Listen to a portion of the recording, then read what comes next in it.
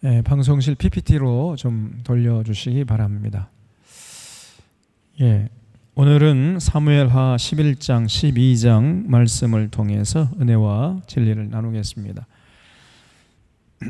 우리가 지난번에 이제 다윗이 통일왕국의 왕이 되어가지고 왕권이 날로 강화되고 다윗이 승승장구하는 모습까지 살펴봤습니다. 전부 다윗의 말 한마디에 모든 백성들이 벌벌 떨고 천하를 호령하는 이런 삶을 살게 된 거죠, 다윗이. 여러분, 그렇게 세상에서 잘 나갈 때가 오히려 위기라고 그랬죠. 그래서 사람이 교만해지기 쉽습니다. 그래서 이 다윗이 지금 이제 11장에서 다윗의 인생을 통틀어서 아주 치명적인 실수를 범하는데, 그 밧세바 사건, 여러분들이 잘 아시는 대로 옥의 티 같은 다윗의 일생을 통해서 참 너무나 아픈 상처를 남긴 그런 실수를 하게 됩니다. 오늘 11장 12장에 보면은 그런 내용들이 자세하게 기록되어 있는데, 그래서 이 다윗의 이 밧세바 사건을 겪고 난 다음에 다윗의 삶이 이제 내리막길로 아주 급격하게 그 삶이요 아주 이제 내리막길로 내려가는 모습을 보게 됩니다. 그래서 이 밧세바 사건을 우리가 좀 집중적으로 살펴볼 필요가 있는데, 이 밧세바 사건이 일어난 배경을 보면은요, 두 가지 요인을 우리가 살펴볼 수 있습니다. 첫 번째는 조금 전에 말씀드린 것처럼 너무 잘 나간 거예요. 그러다 보니까 다윗의 마음속에 긴장감이 조금 사라진 거죠. 조금 이제 교만기가, 다윗은 그렇지 않으려고 했지만 어쩔 수 없이 자기도 모르는 사이에 조금 이제 교만기가 이제 들기 시작한 거예요. 그 두 번째 요인은 뭐냐면은 이 미갈 문제였던 것입니다. 미갈. 그래서 사실 다윗의 여인들이 많았잖아요. 다윗의 아내들이 많았습니다. 그런데 이제 그 여인들은 전부 정략 결혼한 사람들이었어요. 다윗이 진실로 마음을 주고 사랑했기 때문에 결혼한 여자들이 아니라 정치적으로 자신의 어떤 정략적인 이런 차원에서 결혼한 여자들이었거든요. 그러니까 마음을 주지 못했던 거죠. 근데 미갈만큼은 마음을 줬던 거거든요. 그래서 오매불망 이 사울의 칼날을 피해가지고 도피하던 시절에 그 미갈을 그리워했는데, 미갈을 10년 만에 만난 다음에 그 환상이 깨져버린 거예요. 저런 천박한 계집이었던가. 이것을 이제 다윗이 깨닫고는요, 그때부터 이제 미갈을 죽을 때까지 나 한 번도 찾지 않았다 그랬잖아요. 그러면서 마음에 채울 수 없는 공허감이 밀려왔던 것입니다. 여러분, 이 남녀 간의 관계가 원만치 못하면요, 이게 아무리 세상적으로 많은 업적을 남기고 큰 성취를 한다 할지라도 뭔가 마음 한켠이 비어 있는 거예요. 그래서 이 다윗이 이런 두 가지 요인이 있었어요. 너무 다윗의 그 왕권이 강화되고 다윗의 말 한마디에 세상이 벌벌 떨고 다 굴복하고 머리를 쪼아리는 이런 상황에서 좀 긴장감도 풀렸고, 또 그러면서도 다윗의 마음 한켠에서는 채울 수 없는 어떤 공허함이 자리 잡고 있었던 겁니다. 그래서 오늘 여기 11장 1절에 보면 그 해가 돌아와 왕들이 출전할 때가 되매 그랬죠. 과거의 전장이라는 것은 왕들이 맨 앞장서서 길을 내는 거 아닙니까? 나를 따르라 해가지고 왕이 맨 앞장서서 이렇게 길을 내면은 그 뒤에 장수들이 이제 따라와서 전쟁하는, 그게 옛날 방식의 전쟁이었잖아요. 그래서 항상 전쟁하면 왕들이 앞장을 서야 되는 거예요. 그래서 왕들이 출전할 때 이게 무슨 말이죠? 이제 전쟁이 시작됐다는 거예요. 전쟁이 시작됐는데 다윗은 요압과 그에게 있는 그의 부하들과 온 이스라엘의 군대를 보내니 그들이 암몬 자손을 멸하고 라빠를 에워쌌고 다윗은 예루살렘에 그대로 있더라. 거기 줄 쳐주십시오. 다윗은 예루살렘에 그대로 있더라. 그러니까 다윗이 출전해야 되는데 출전을 안 하고 자기는 왕궁에 그냥 남아있고, 그리고 자기 부하들만 보냈다는 거예요. 이 요압이라는 군대 장관을 총사령관으로 임명해가지고 그 요압에게 군대를 줘가지고 전쟁에 나가게 한 다음에 왕이란 자는 출전을 하지 않고 왕궁에 그대로 남아 있다가 그만 바세바 사건이 터진 겁니다.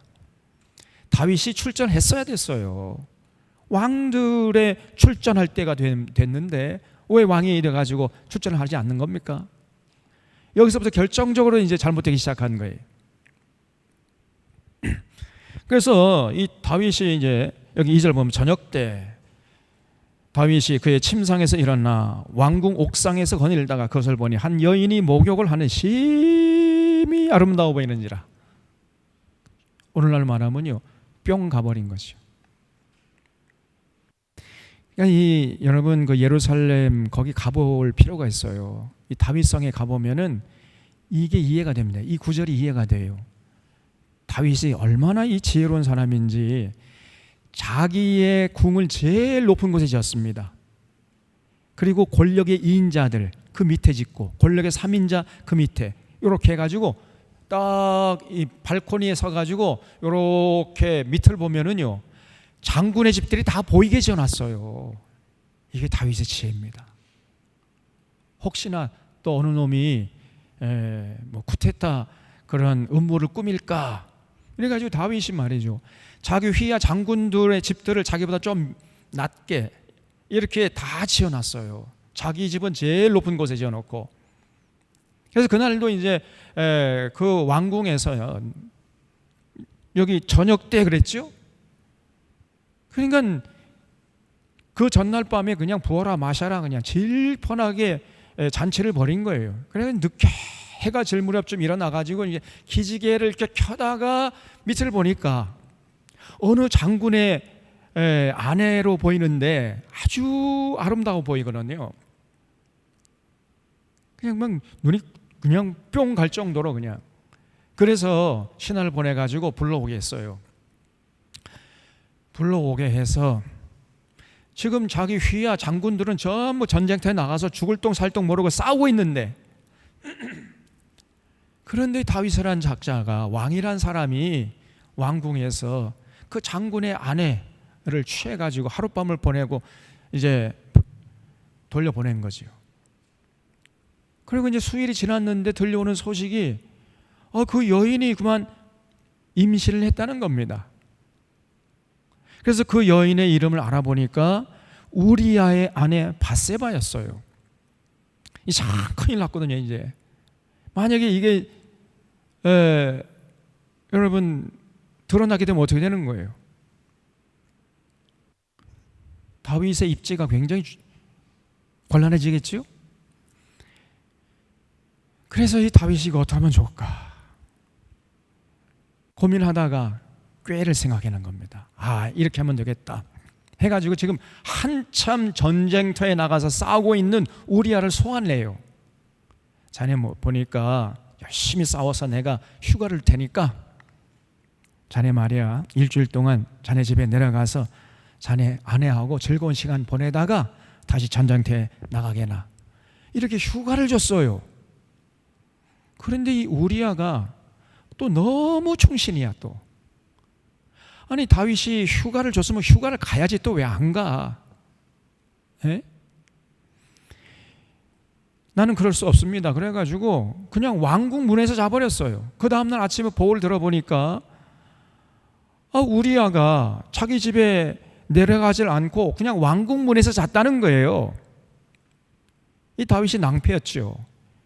그래서 이제 우리아를 휴가 보내가지고 나중에 밧세바가 10개월 후에 날 거 아닙니까? 그러면은 그 아기가 우리아의 아내다 이렇게 이제 책임을 전가하려고 그런 계획으로 이제 우리아에게 휴가를 줬는데 그만 이 우리아가요 자기 집에 내려가지 않은 거예요. 뭐 저런 사람이 다 있나 저게. 그래서 우리아를 불러가지고 아니 자네 말에 내가 휴가를 줬는데 왜 자네 집에 내려가서 자네 아내하고 즐거운 시간 보내지 않았나 그랬더니요, 여기 11절 보세요. 11장 11절에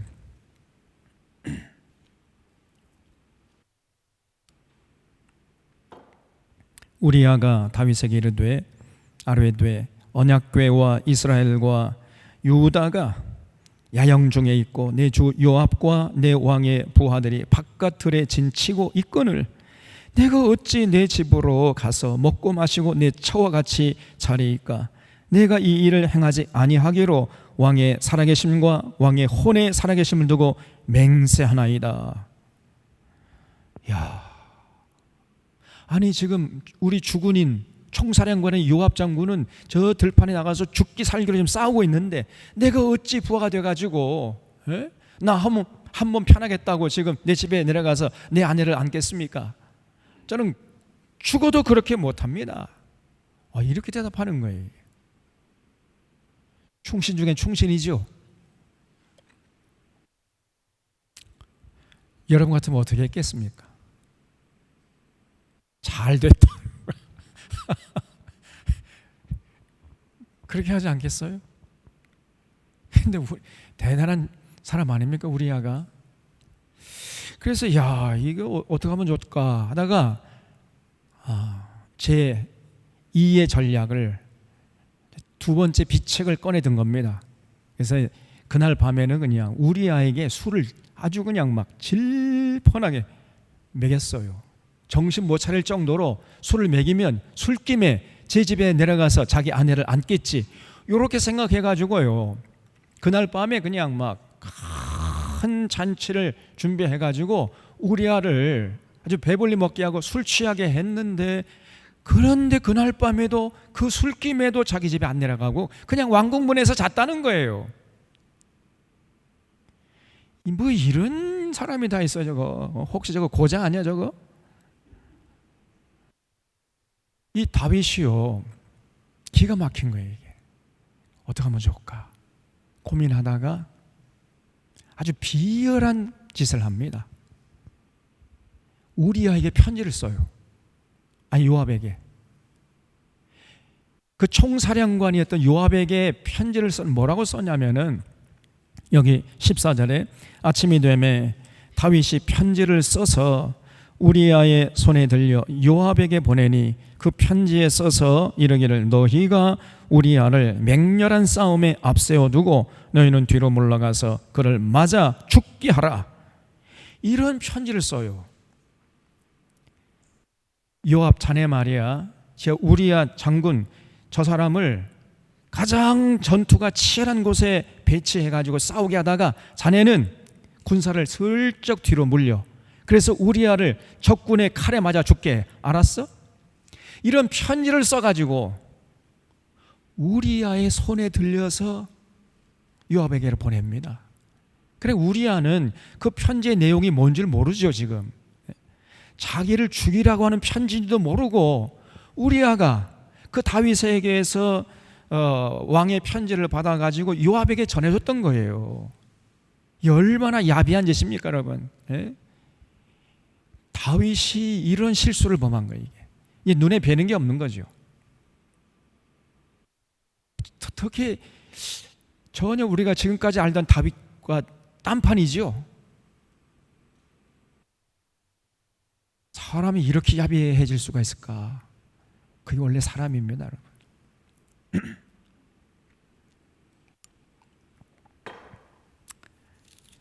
그래서 요압이 그 편지를 받아들고는 알았어 그대로 합니다. 그래서 요압이 그 다윗의 비열하고 악한 명령을 실행해서 결국 충신 우리아를 전쟁터에서 죽게 해버려요. 그래서 여기 16절 보면 요압이 그 성을 살펴 용사들이 있는 것을 아는 그곳에 우리아를 뒀다. 그러니까 용사들, 그 적군의 막 용장들만 버티고 있는 그곳에다가 배치를 했다는 거예요. 그곳에 우리아를 두니 그 성 사람들이 나와서 요압과 더불어 싸울 때 다윗의 부하 중 몇 사람이 엎드러지고 햇사람 우리아도 죽어버렸습니다. 싸우는 척 하다가 요압이 군사를 뒤로 물리니까 이 우리아는 뭐 그냥 혼자서 그냥 막 일당백 싸우다가 그냥 적군의 칼에 맞아 죽어버린 거예요. 그 충신 중에 충신이 이렇게 비참하게 죽었어요. 근데 그 소식을 들은 다윗이 화를 내기는커녕 쾌제를 부릅니다. 쾌제를. 그래서 26절에 보면 우리아의 아내는 그 남편 우리아가 죽었음을 듣고 그 남편을 위하여 소리내어 우니라. 밧세바가 그냥 나 때문에 죽었구나, 가슴을 치고 울고 있는데 그 장례를 마침에 다윗은 사람을 보내 그를 왕궁으로 데려오니 그가 그의 아내가 되어 그에게 아들을 낳으니라. 다윗이 행한 그 일이 여호와 보시기에 악하였더라 그랬어요. 그러니까 뭐 다윗이 이제 우리아 장례를 마치자마자 그냥 밧세바를 데려와 가지고 자기 아내를 삼아버렸어요. 그 임신한 몸인데, 밧세바가 임신한 몸, 그러니까 이 다윗의 아기였죠. 그 하나님이 볼 때 얼마나 이 악한 짓입니까, 여러분? 하나님 가만두겠어요? 그런데 이제 다윗은 이게 완전 범죄인 줄 알았습니다. 아무도 모르지. 자기하고 누구만 알고 있어요. 지금 누가 또 알고 있죠? 밧세바는 모르는 거죠. 지금 또 누가 합니까? 요압이 알고 있잖아요.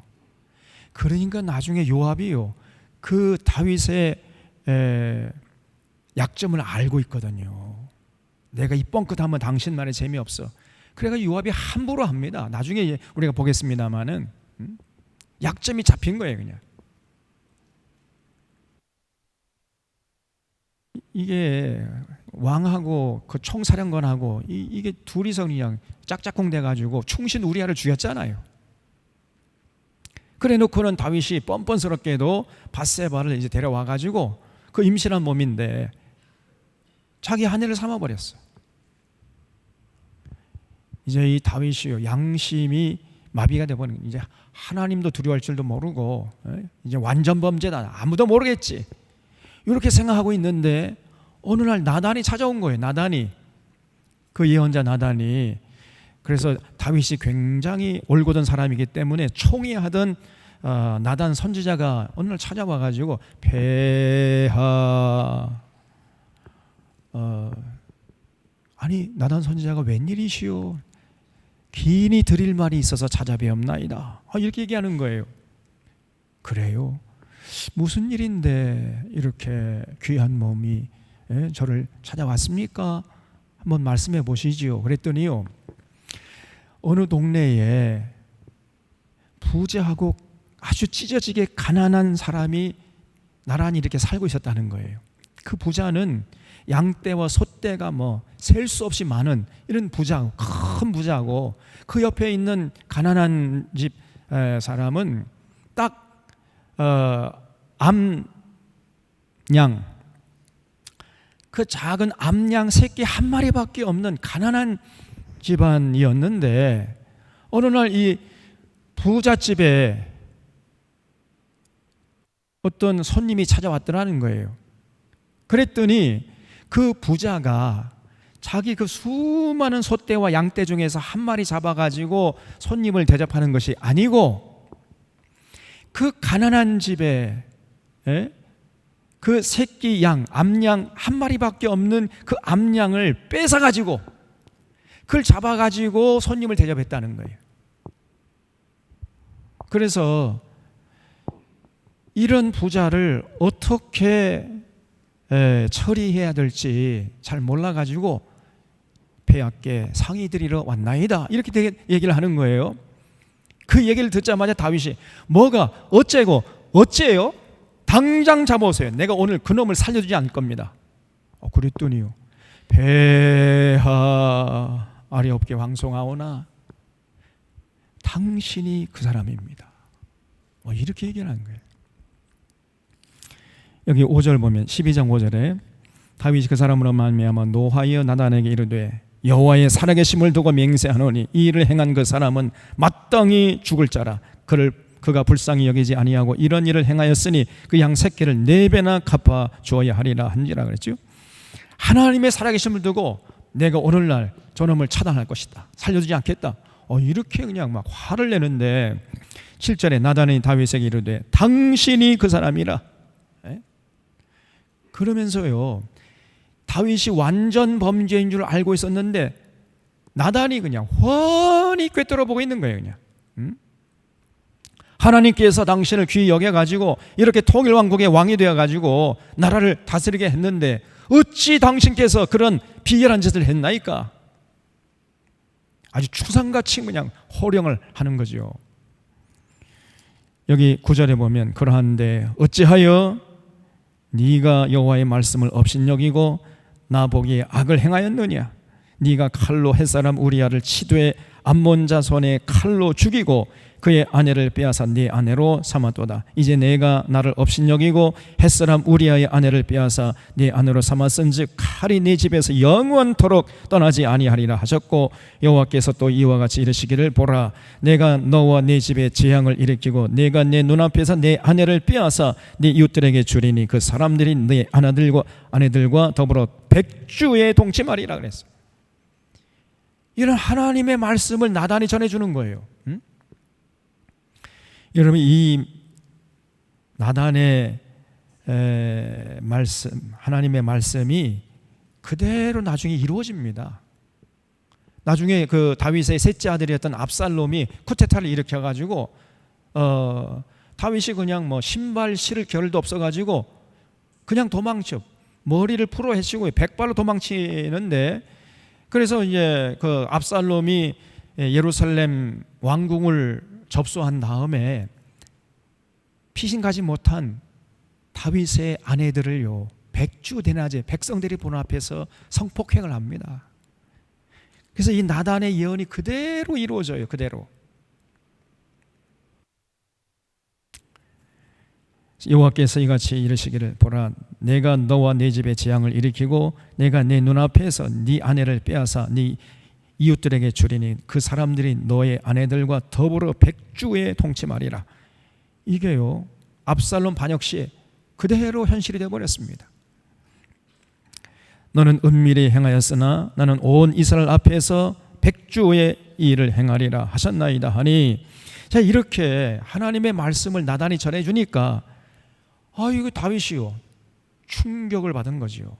아무도 모를 줄 알았는데 나단이요, 자신의 범죄를 훤히 꿰뚫어 보고 있었고 하나님이 다 보고 있었다면 하나님이. 그러니까 다윗이 이런 나단의 책망을 듣자마자요, 보통 웬만한 권력자는 어떻게 합니까? 사울 같으면 어떻게 했겠어요? 여봐라 밖에 아무도 없느냐? 저놈이 나를 모함하는데 당장 저놈을 잡아다가 그냥 능지처참 시켜라, 이렇게 명령할 법도 하잖아요. 그렇게 할 수 있는 권한이 다윗에게 있었습니다. 근데 다윗은 그렇게 하지 않고 그냥 그 자리에서 넙죽 엎드렸어요. 나단 앞에 넙죽 엎드려서 아이고 제가 잘못했습니다, 이렇게 나왔습니다. 그래서 여기 13절에 보면 다윗이 나단에게 이르되 내가 여호와께 죄를 범하였노라, 이렇게 이실직고를 해요. 하매 나단이 다윗에게 말하되 여호와께서도 당신의 죄를 사하셨나니 당신이 죽지 아니하려니와 이 일로 말미암아 여호와의 원수가 크게 비방할 거리를 얻게 하였으니 당신이 낳은 아이가 반드시 죽으리이다 하고 나단이 자기 집으로 돌아가니라 그랬죠. 그래서 이 나단이 전해주는 하나님의 음성을 통해서 다윗이요, 철저하게 회개합니다. 그때 다윗이 회개한 내용을 이제 써가지고 역사 속에 남겼는데 그것이 시편 속에 들어와 있어요. 그게 시편 몇 편이죠? 51편이에요. 시편 51편 한번 펴보시기 바랍니다.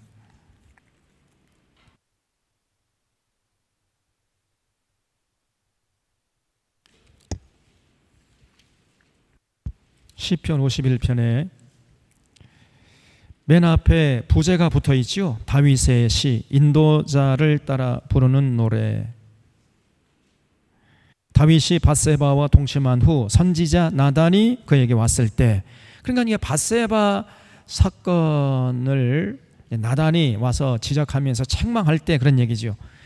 그때 다윗이 하나님 앞에 엎드려서 철저하게 회개한 그 내용이 역사 속에 남아가지고 시편에 들어온 거예요. 다윗은요, 기도할 때 항상 써서 기도했다는 걸 알 수 있어요. 그냥 즉흥적으로 기도한 게 아니라 자기가 기도할 내용을 써요. 써가지고 또 다듬어가지고 거의 시적으로 이렇게 참 잘 다듬어가지고 조심스럽게 하나님 앞에 기도하고, 그 기도한 내용을 역사 속에 남겨가지고 그랬더니 이게 나중에 시편이 돼버린 거예요. 다윗의 대부분의 시편은요, 다윗이 시편을 거의 절반, 그러니까 150편까지 있잖아요, 시편이. 그런데 다윗이 쓴 시편의 50% 정도 됩니다. 76편 정도가 이렇게 돼요. 그렇게 다윗이 많은 시편을 썼는데 그 대부분의 시편이 다윗의 기도입니다. 다윗은 어떤 기쁜 일이나 슬픈 일이나 어떤 사건이 있을 때는 하나님께 나가서 기도하고, 그럴 때는 전부 다 썼습니다. 써가지고 그거를 남겨놓은 거예요. 그것이 나중에 시편이 되어버린 거예요. 내가 지금 시편을 써야 되겠다 하고 쓴 게 아니고 하나님 앞에 진솔하게 기도한 내용이 나중에 시편이 되어버린 거예요. 그게 성경이 되어버린 거예요, 여러분. 그 정도로 다윗은요, 하나님 앞에 진지했습니다. 그냥 대충 생각하게 대충 기도하고 치워버리고 자기가 기도한 내용이 뭔지도 모르고 이런 식의 기도 안 했어요. 그래서 여기 이 다윗이 그 나단의 책망을 듣고 하나님 앞에 회개한 내용이 여기 적혀 있는데, 이 시편을 읽어보면은요, 다윗의 회개의 진정성이 느껴집니다. 1절에 하나님이여 주의 인자를 따라 내게 은혜를 베푸시며 주의 많은 긍휼을 따라 내 죄악을 지워주소서. 나의 죄악을 맑게 씻으시며 나의 죄를 깨끗이 제하소서. 물론 나는 내 죄가를 아오니 내 죄가 항상 내 앞에 있나이다. 그러면서 그 가슴을 치면서 하나님 앞에 자신의 허물과 죄를 자백하는 거예요. 내가 주께만 범죄하여 주의 목전에 악을 행하여 싸우니 주께서 말씀하실 때 의로우시다 하고 주께서 심판하실 때 순전하시다 하리이다.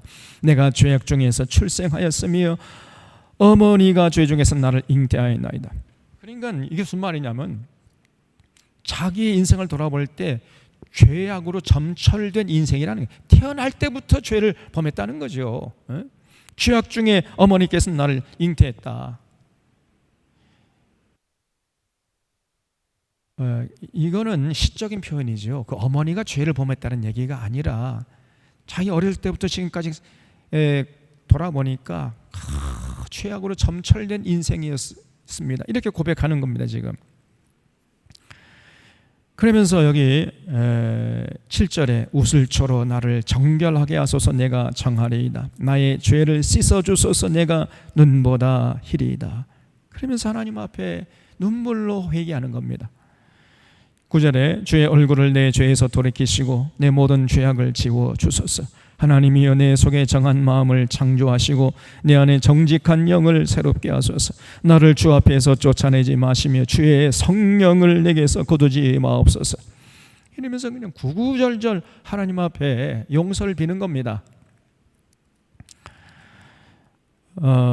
그리고 여기 17절에 보면 하나님께서 구하시는 제사는 상한 심령이라. 하나님이여 상하고 통회하는 마음을 주께서 멸시하지 아니하시리이다. 하나님, 제가 이렇게 회개하고 가슴을 치고 주님 앞에 나가오니 저를 용서해 주시고 저를 외면치 말아 주십시오. 주께서 저를 멸시하지 마십시오. 이렇게 지금 기도하고 있는 거죠. 그래서 이 시편 51편을 읽어보면은요, 다윗의 회개의 진정성이 좀 느껴지잖아요. 여러분, 내가 잘못했을 때, 잘못했다를 깨닫을 때 이렇게까지 여러분 시를 지을 사람, 이런 기도를 드릴 사람이 이 지금 지구상에 몇 명이나 되겠습니까?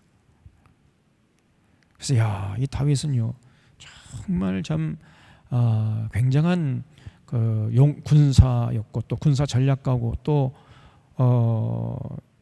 음악가고요, 또 연주자기도 했지만은 또 동시에 훌륭한 신앙인이었고 문학인이었어요. 어쩌면 이렇게 절묘한 표현을 쓰는지 말이죠. 감탄이 절로 나오잖아요. 그래서 그 다윗이 이렇게 진정으로 하나님 앞에 회개하는 모습을 보면서 하나님께서 다윗의 죄를 용서해 줬다는 겁니다. 그래서 여기 다시 12장으로 돌아와서 용서를 해줬는데, 그러나 밧세바의 몸에서 난 다윗의 아기가 죽어요. 결국은 이 나단이 예언한 대로. 그래서 여기 15절 하반절에 보면 우리아의 아내가 다윗에게 낳은 아이를 여호와께서 치심에 심히 앓는지라. 다윗이 그 아이를 위하여 하나님께 간구하되 다윗이 금식하고 안에 들어가서 밤새도록 땅에 엎드렸으니. 그러니까 왕이요 아주 그냥 금식하면서 밤에 자지도 않고 하나님께 이 아이를 살려달라고 그렇게 기도하니까 신하들이 그냥 뭐 쉴 수가 있어야죠. 그래서 제발 좀 옥체를 보존하시옵소서, 이렇게 좀 뭘 좀 드시라고 해도요 절대로 말을 안 듣습니다. 그러나 이제 하나님이 결국은 그 아기를 데려가 버렸죠. 그래서 그 소식을 전해줬더니 그때부터 다윗이 이제 금식을 멈추고 그 식사를 하기 시작하는 거예요. 그래서 신하들이 물었습니다. 아니 아기가 살아있을 때는 금식하더니 아이가 죽었는데 어떻게 더 슬퍼해야 할 텐데 왜 이렇게 금식을 그치고 말이야 식사를 하십니까? 이게 물었더니요, 다윗이 하는 얘기 좀 보세요. 이 19절에 다윗이 그의 신하들이 서로 수군거리는 걸 보고 아이가 죽은 줄 깨닫고 그의 신하들에게 묻되 아이가 죽었느냐 하니 대답하되 죽었나이다 하는지라. 다윗이 땅에서 일어나 몸을 씻고 기름을 바르고 의복을 갈아입고 여호와의 전에 들어가서 경배하고 왕궁으로 돌아와 명령하여 음식을 그 앞에 차리게 하고 먹은지라. 그의 신하들이 그에게 이르되 아이가 살았을 때에는 그를 위하여 금식하고 우시더니 죽은 후에는 일어나 잡수시니 이 일이 어찌 됨이니까. 우리랑 거꾸라고 있죠 지금. 네.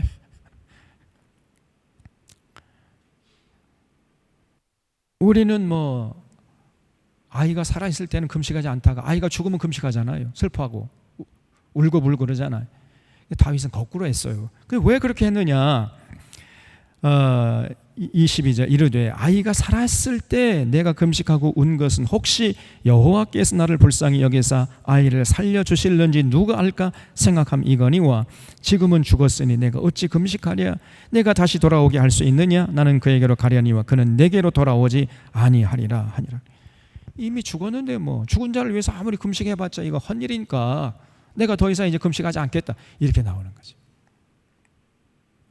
이 다윗이 굉장히 좀 어떻게 보면요 이게 지혜롭다고 해야 됩니까? 좀 계산적이라고 해야 됩니까? 이게 상당히 좀 정확하게 표현하면요 다윗이 합리적인 사람이죠. 다윗이 머리가 얼마나 좋은지 모릅니다. 결국은 그 밧세바와 사이에서 낳은 첫 아기가 그냥 죽고 말았어요. 그래서 이제 24절 보면 다윗이 이제 그의 아내 밧세바를 위로하고 그에게 들어가 그와 동침했더니 두 번째 임신을 하게 된 거예요. 그가 아들을 낳음에 그의 이름을 솔로몬이라 하니라 그랬죠. 거기 줄 쳐주십시오. 그 이름을 솔로몬이라 하니라. 이 솔로몬이 어디서 왔냐면요, 샬롬에서 온 겁니다. 샬롬. 여러분, 그 히브리 말은 원래는요, 자음만 있고 모음은 없었습니다. 모음이 요즘에는 있는데 그 모음을 만든 건 얼마 되지 않아요. 그래서 원래 이스라엘의 그 히브리어라는 것은 자음만 있었어요. 자음. 그래서 자음을 이렇게 써놓고 모음을 어디다 갖다 붙이냐에 따라서 이게 샬롬도 될 수 있고 솔로몬도 될 수 있는 거예요. 이거 보세요. 샬롬 할 때 자음만 쓰면 어떻게 됩니까? 시읒이죠. 릴, 그다음에 롬,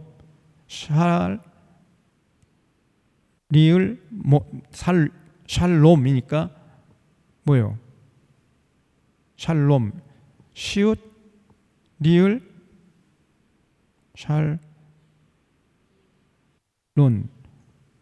샬롬, 미음이지요. 시읒, 리을, 미음 아닙니까? 샬롬. 솔로몬은 어떻게 돼요? 솔로몬 하면 시읒, 리을, 솔로몬, 미음이지요. 똑같잖아요. 자음은 똑같습니다. 그래서 이 솔로몬은 원래 샬롬에서, 그럼 다시 말하면 샬롬의 뜻이 뭐죠? 샬롬은 평화, 평안 이런 뜻이죠. 그러니까 그 두 번째 아기의 이름을 샬롬이라고 지었다는 것은 뭘 의미하는 거예요? 다윗의 마음속에 평화가 없었다는 것이죠. 그러니까 자기가 하나님 앞에서 죄를 짓고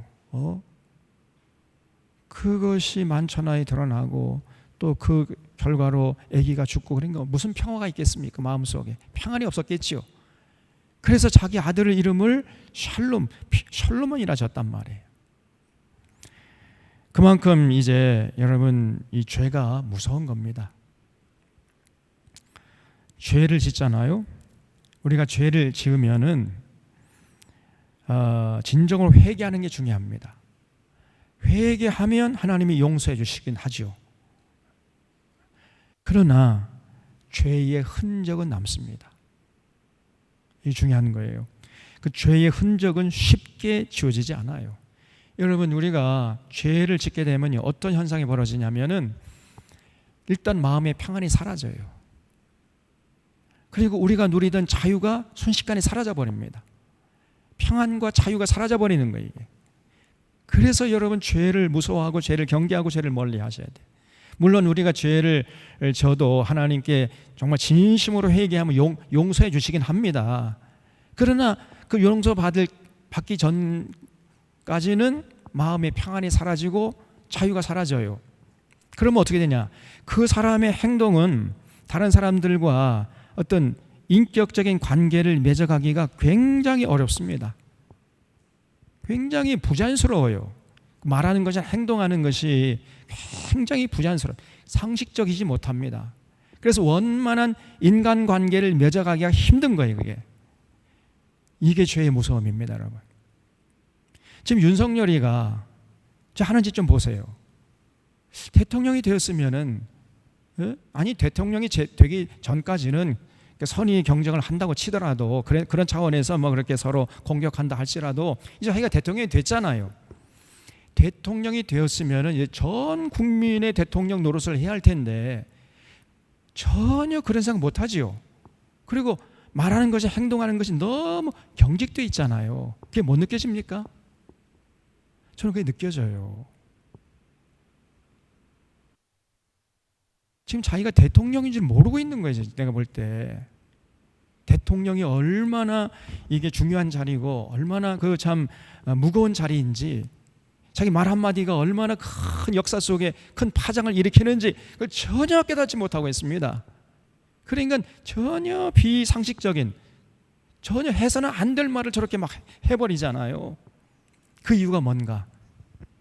저 사람 마음속에 지금 죄가 가득 차 있기 때문에 그걸 회개하지 않고 그 죄가 저 사람을 지금 이렇게 억압하고 있는 거예요. 그러니까 행동이 굉장히 부자연스러운 겁니다.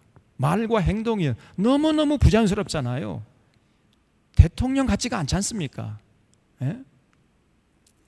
왜 대통령 노릇을 못하느냐 하면은 지금 이 윤석열이가 지금까지 지어온 그 죄가 너무 많기 때문에, 그걸 해결하지 않기 때문에, 해결하지 못하고 있기 때문에 저렇게 너무너무 경직한 사고와 행동하고 있는 거예요. 그러다 보니까 이 대한민국이라는 나라가, 이 민주주의가 훼손되고 이 대한민국이 지금 위태위태하게 됐단 말이에요.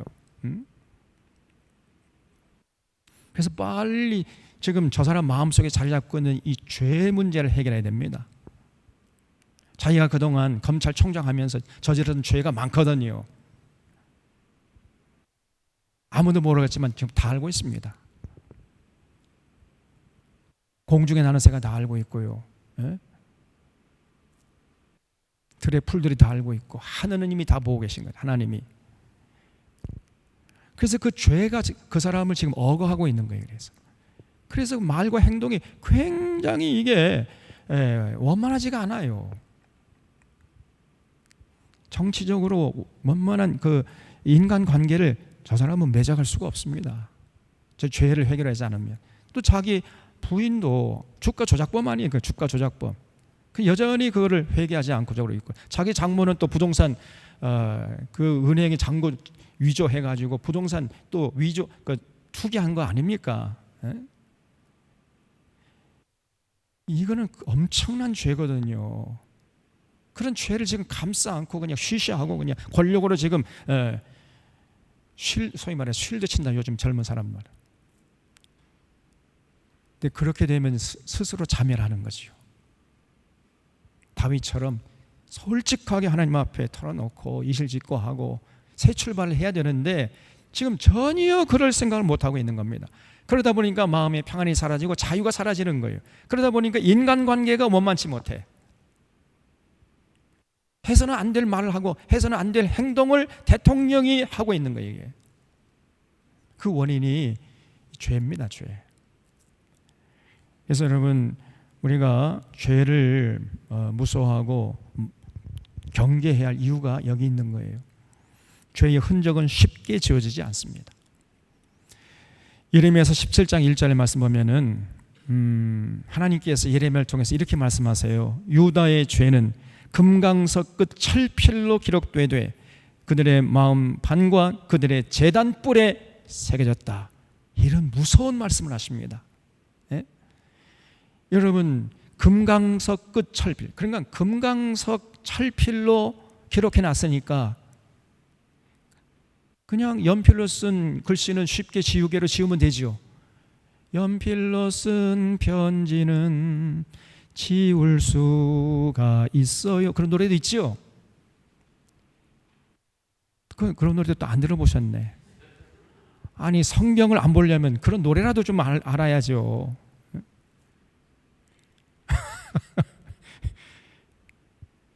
그런 노래가 있어요. 연필로 쓴 편지는 쉽게 지울 수 있습니다.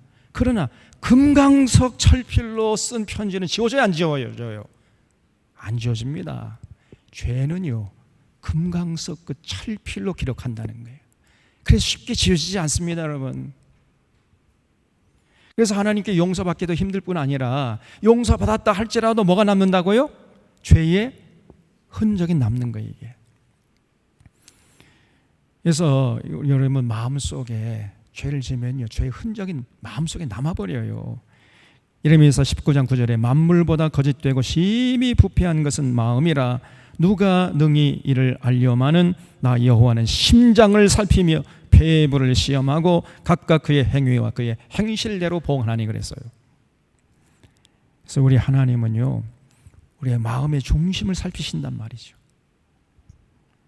심장을 살피고 폐부를 시험하시는 하나님, 그 하나님의 눈길을 피할 수 있는 사람은 아무도 없습니다. 어떤 것도 숨길 수가 없어 또. 그래서 여러분, 죄를 무서워하고 죄를 멀리하고 죄를 경계하셔야 돼요. 그뿐 아니라 더 나아가서 하나님 앞에 한 점 부끄러움이 없는 모습으로 살아가도록 우리가 애를 써야 돼요. 아니, 우리 같이 연약한 사람이 어떻게 한 점 부끄러움이 없이 하나님 앞에 살 수 있는가? 여러분, 하나님은요, 택한 백성들에게 하나님 같은 수준을 원하십니다. 우리 부족한 허물과 죄로 죽은 우리를 살려주신 다음에 우리에게 기대하는 바가 너무 크단 말이에요. 그냥 우리 예수님 보내가지고 지은 죄 다 용서하시고 내 팽겨주신 그런 분이 아니고, 하나님과의 관계를 회복해서 어디까지 높여주시기를 원하시냐면요, 하나님처럼 하나님의 수준까지 우리의 삶을 높여주시기를 원하시고 그걸 기대하신단 말이에요. 그래서 여러분, 우리가 이제 그 정도까지 성장하고 성숙하고 성화되고 영화되는 단계를 밟아 가셔야 돼. 우리는 부족하고 연약하지만은 성령님께서 도와주십니다. 그런 의지와 자세가 되면 성령께서 와주신다니까요. 우리는 할 수 없지만, 우리는 불가능하지만 성령님이 도와주시면 능히 할 수 있을 줄로 믿으시기 바랍니다, 여러분. 그래서 그리스도의 장성한 분량이 충만한 데까지 이르도록 힘써야 돼요. 그래서 창세기 17장 1절 보면요, 하나님께서 아브라함에게 나타나셔가지고 99세 때에 뭐라고 말씀하셨냐면은 그에게 이르시되 나는 전능한 하나님이라 너는 내 앞에서 행하여 완전하라 그랬어요. 행하여 완전하라. 너의 언행심사, 말과 행동이 하나님처럼 한 점 흠이 없도록 완전하라, 이렇게 요구하신 하나님이세요.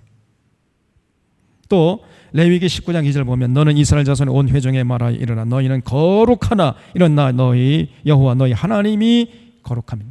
하나님의 거룩함처럼 너희도 거룩하라고 요구하셨어요, 하나님이. 여러분, 우리 하나님의 요구하는 수준이 대단합니다. 이걸 잊지 마셔야 돼.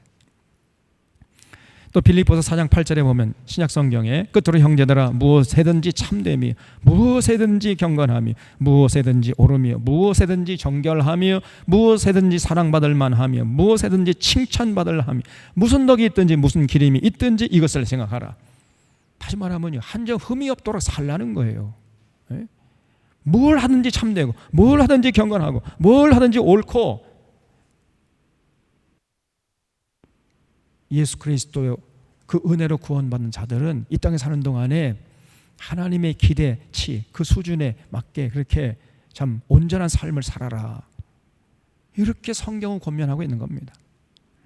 또 에베소서 4장 13절에 우리가 나 하나님의 아들을 믿는 것과 하는 일에 하나가 되어 온전한 사람을 이루어라 그랬어요. 온전한 사람, 흠이 없는 삶을 살아가는 거예요. 그래서 장성한 분량이 충만한 데까지 이르르니 그랬죠. 또 베드로후서 3장 13절 14절에 우리는 그의 약속대로 의가 있는 곳은 새 하늘과 새 땅을 바라보더라. 그러므로 사랑하는 자들아 너희가 이것을 바라보나니 주 앞에서 점도 없고 흠도 없이 평강 가운데서 나타나기를 힘쓰라 그랬어요. 하나님 앞에 한 점도 없고 흠도 없이, 이걸 스테인리스죠. 흠이 없는 삶을 살아라. 우리는 부족하죠. 우리는 불가능하지만 성령님이 도와주신다는 거예요. 베드로후서 1장 4절로 7절 말씀, 이로써 그 보배롭고 지극히 큰 약속을 우리에게 주사 이 약속으로 말미암아 너희가 정욕 때문에 세상에서 썩어질 것을 피하여 신성한 성품에 참여하는 자가 되게 하려 하셨느니라. 신성한 성품이 뭐예요? 신의 성품이에요. 하나님의 성품에 참여하는 자가 되도록 하기 위해서 하나님이 우리를 부르셨다는 거예요. 죄 문제 해결하는 그런 차원이 아닙니다, 여러분. 하나님의 기대는 우리를 하나님의 성품에까지 우리를 높여주시려고 우리를 불렀다는 거예요. 그렇기 때문에 너희가 더욱 힘써 너희 믿음의 덕의 지식을 지식의 절제 인내를 인내의 경건을 경건의 형제 우애에 사랑을 더하라. 여기에 힘쓰라는 거예요. 그래서 그리스도의 장성한 분량이 충만한 데까지 이르도록 끊임없이 성장하고 성숙하고 성화되고, 그래서 결국은 영화되는 거기까지 나가도록 애를 쓰라는 거예요. 그런 자세로 우리가 살아야 됩니다. 성령님의 도우심을 받아가면서. 이것이 신앙생활이에요. 오늘 한국교회가 예수님의 은혜로 우리 구원받아 좋다, 아이고 이제 마음 놓고 나가서 세상에서 죄를 범해도 예수님이 다 우리 죄를 십자가에 구원해 줬으니까 마음 놓고 죄를 져도 된다. 이거는 율법 폐기주의입니다. 이게 이단입니다, 여러분. 전혀 그런 게 아니에요. 오히려 우리가 예수님의 은혜로 구원받았기 때문에 율법이 더 필요합니다. 왜냐하면 율법이라는 게 세상에 나가서 구별된 삶을 위해서 주어진 것이기 때문에, 그래서 구원받기 위해서 지키라는 게 아니라 구원받았기 때문에 우리가 율법의 정신이 뭐죠? 하나님 사랑과 이웃 사랑이잖아요. 그럼 율법이 폐기됐다 하면 하나님을 사랑하지 말고, 그러면 이웃도 사랑하지 말고 그냥 참 내 멋대로 살아가는 얘기예요? 그러니까 율법 폐기론자들은 말이 안 되지 않습니까? 그래서 신앙생활이라는 것은 그 하나님께서 예수님의 그 십자가의 은혜를 통해서 그냥 거저주시는 그 구원을 확신하면서 이제 남은 여생 동안 삶의 현장에 나가서 그 하나님의 율법을 지키려고 하는, 이것이 진정한 신앙생활인 거예요. 이게 기독교인 것입니다. 그런 사람은 날이 갈수록 성장하고 성숙하고 상화되고 영화되어서 하나님의 영광을 올려드리며 권세 있는 삶을 살 수 있는 거예요. 그래서 하나님 앞에서 정말 온전한 삶을 살아가는 자도로 점점 상화되어 가는 거죠. 이게 신앙생활이에요. 신앙생활 10년하고 20년 했으면 어느 정도 이제 우리가 좀 성자 반열에까지는 못 든다 할지라도 생각하는 것이나 말하는 것이나 행동을 바라보는 시야가 조금 높아지고 넓어지고 깊어지고 이렇게 되는데, 신앙생활 한 10년 20년 되는 여전히 그 저지나면 갓난아기 같은 이런 신앙생활을 하고 있으면은 그것은 죽은 신앙이에요. 신앙생활 헛하는 것입니다. 그는 믿는 게 아니고 그는 그냥 취미생활 하는 거죠. 우리 사랑하는 사론의 교우들 가운데서는 절대로 그런 자들이 없기를 바랍니다. 우리 모두가 특별히 고난주간 지나면서 그 예수님의 그 십자가의 그 은혜와 사랑을 마음속에 깊이 간직하고 이 땅에 사는 날 동안까지 내가 그리스도와 함께 십자가에 못 박혔으니 이제 내가 사는 것은 오직 내 안에 그리스도께서 사신 것이라, 그 주님 바라보고 주님 사랑하고 주님의 뜻을 받들어 살아가는, 그래서 하나님 앞에서 점도 없고 흠도 없이 나타나려고 애를 쓰는 이러한 자세로 끝까지 어지러운 세상에 나아가서 승리하는 귀한 참된 믿음의 소유자들 다 될 수 있기를 바랍니다. 기도하겠습니다.